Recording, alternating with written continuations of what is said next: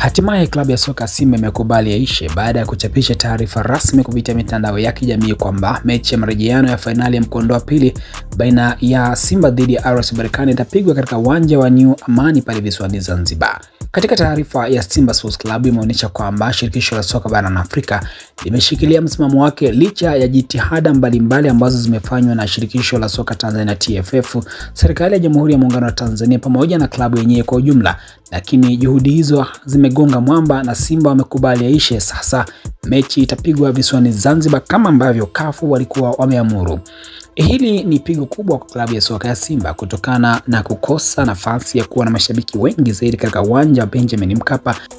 Jambo hili pia linaonekana linaweza kuwa funzo kwa taifa na kulifanya taifa kuchangamka zaidi katika swala la kuhakikisha miundombinu bora ya kimichezo inafanywa kazi ili mara nyingine fursa ya aina hiyo isiweze kukosekana kama ambavyo Simba wanaikosa. Hii ni Travel TV. Mimi ni Mbushi Kwilasa. Hakikisha una follow, una subscribe, una turn on notification na una comment kwenye taarifa zetu ili uendelee kupata taarifa nyingi zaidi za kimichezo.